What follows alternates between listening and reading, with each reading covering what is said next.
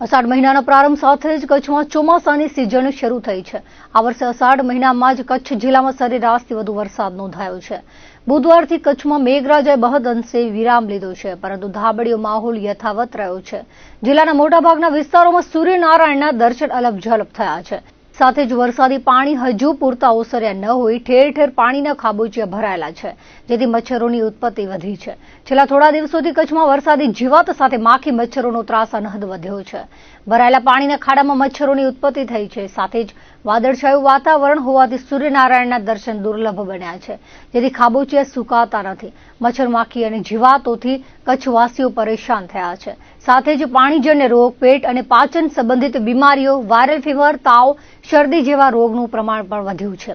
જિલ્લાના સરકારી અને ખાનગી દવાખાનાઓમાં ઓપીડી વધી છે। તબીબો કચ્છવાસીઓને ચોમાસાની સિઝનને ધ્યાને લઈ ખાનપાનમાં તકેદારી રાખવા, ઘરની આસપાસ ભરાયેલા પાણી દૂર કરી સ્વચ્છતા રાખવા, મચ્છરો અને માખીઓને દૂર રાખવા ઉપાયો કરવા, સાદું અને તાજું ભોજન લેવા, વાસી અને બહારનો ખોરાક ટાળવા, બાળકો, વડીલો અને બીમાર લોકોની ખાસ તકેદારી લેવા સૂચન કર્યું હતું। ખાસ તો ચોમાસું જ્યારે આવ્યું છે ત્યારે બાળકોમાં કયા કયા રોગની અને શેના લીધે શું તકલીફ થાય એની તમને જાણ કરું તો ચોમાસામાં 2 થી 3 વસ્તુની આપણે ધ્યાન રાખવાની હોય છે। એક તો પાણીનો ભરાવો દરેક જગ્યાએ થતો હોય છે, અને પાણીજન્ય રોગો જેમ કે ટાઇફોઇડ છે, કોલેરા છે, અને ઝાડા ઉલટીના કેસીસ ઘણા વધે છે, કારણ કે એ ખરાબ પાણી પીવામાં આવી જાય એના લીધે, અને છોકરાઓ ખરાબ પાણીમાં રમતા હોય છે એના લીધે પણ આ વસ્તુ થઈ શકે છે।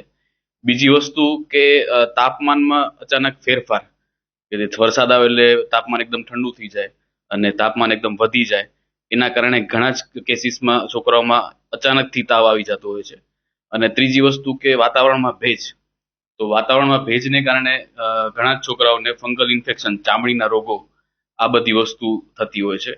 અને પાણીજન્ય રોગો આપણે જોઈએ છીએ તો પાણીજન્ય રોગ અને પાણીમાં મચ્છરને કારણે, મચ્છરના ઉપદ્રવને કારણે મેલેરિયા છે અને ડેન્ગ્યુ પ્લસ ઇન્ફ્લુએન્ઝા ફીવર છે, આ બધા વાયરસના રોગો જે છે એ પણ વધતા હોય છે। બાળકોનું વિશેષ ધ્યાન એ દોરવું જોઈએ કે જે પણ જગ્યાએ પાણીનો ભરાવો થતો હોય એવી જગ્યાએ ખાસ કરીને છોકરાઓને રમવા જવા ન દેવા જોઈએ। મિનરલ વોટર અત્યંત જરૂરી છે। મિનરલ વોટરની જો ઉપલબ્ધિ ન હોય તો સાદું પાણી ઉકાળીને જ પીવડાવવું। બહારના કોઈ પણ જાતના નાસ્તા કરાવવા નહીં। સાદો અને સાત્વિક ખોરાક જ ચોમાસામાં ખાવો। અને જે મચ્છરની જગ્યા હોય તો મચ્છરના પ્રોટેક્શન માટે જે આપણે મચ્છરદારીનો ઉપયોગ કરતા હોઈએ છીએ અથવા એન્ટી મોસ્કિટો રિપેલન્ટ જે છે એનો ઉપયોગ કરી શકાય છે।